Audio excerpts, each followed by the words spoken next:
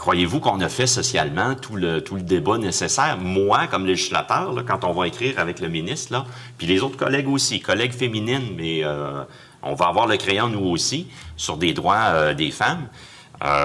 C'est particulier. J'aimerais vous entendre là-dessus. Vous parlez d'un débat social. Déjà d'avoir un projet de loi devant nous, d'avoir les contours du projet de loi et le fait d'en discuter, c'est un pas en avant. Est-ce qu'on a suffisamment de données, d'analyse? Je vous lance ça, là, puis vous voyez mon état d'esprit comme législateur, là. J'ai plein de points d'interrogation. Puis je me demande si on va faire la bonne chose. On doit se rendre à une conclusion. C'est un phénomène qui est très peu documenté.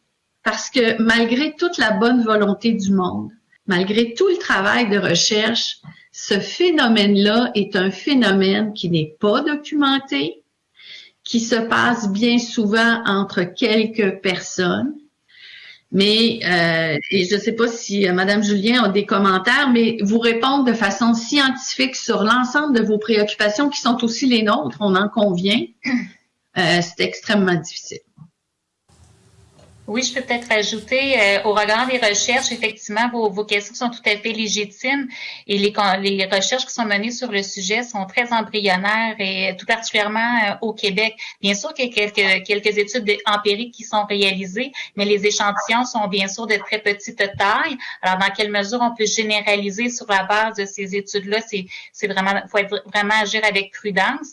Et où on peut aussi avoir à l'esprit que les personnes qui acceptent de témoigner dans le cadre de telles études empiriques qualitatives, c'est potentiellement des personnes pour qui les expériences ont peut-être été un petit peu plus heureuses, hein, des personnes pour qui la situation s'est mal conclue, sont peut-être un peu plus réticentes à pouvoir en témoigner dans le cadre d'études. Alors, c'est pour ça que le Conseil, dans sa recommandation, là, on souhaite vraiment que les données qui soient colligées dans le cadre du registre puissent être utilisées à des fins de recherche pour qu'on puisse approfondir notre connaissance du sujet, de notre connaissance de ces conséquences-là, puis ajuster le tir aussi pour s'assurer que les balises permettent véritablement de protéger les femmes et les enfants qui sont à naître.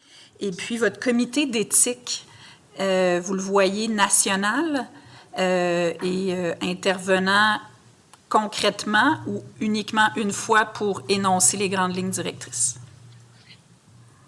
Je vais laisser Mme Julien répondre. Elle acquiesçait à plusieurs de vos questions.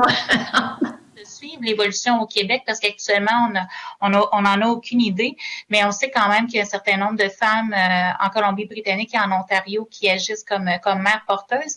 Et puis, selon des données dont on dispose, là, c'est quand même dans le tiers, entre 30 et 40% de ces femmes-là agissent comme mères porteuses pour des parents d'intention en dehors du Canada.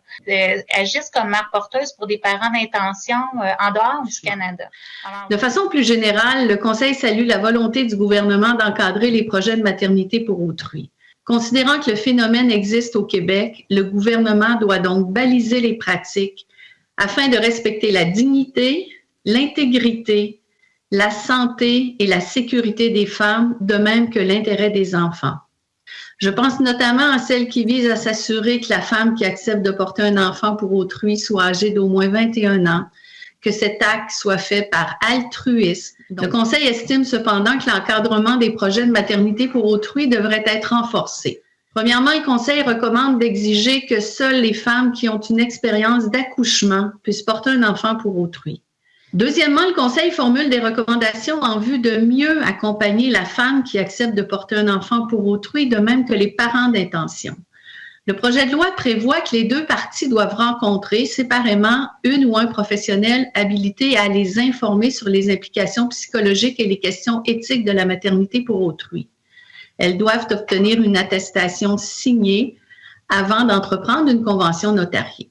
Aux yeux du Conseil, cette démarche est minimaliste. De qui proviendront les gamètes? Quelles seront les relations entre la femme porteuse et les parents d'intention au long de la grossesse et après la naissance de l'enfant? Il est impératif que des lignes directrices guident les professionnels, de même que les femmes qui comptent porter un enfant pour autrui et les parents d'intention. Troisièmement, le Conseil souhaite que le projet de loi soit l'occasion de documenter le phénomène de la maternité pour autrui phénomène qui demeure encore peu connu. C'est un plaisir de vous retrouver parce qu'en 2016, déjà, le Conseil du statut de la femme avait émis un avis relativement à l'encadrement des mères porteuses, qu'il fallait protéger les mères porteuses et les enfants.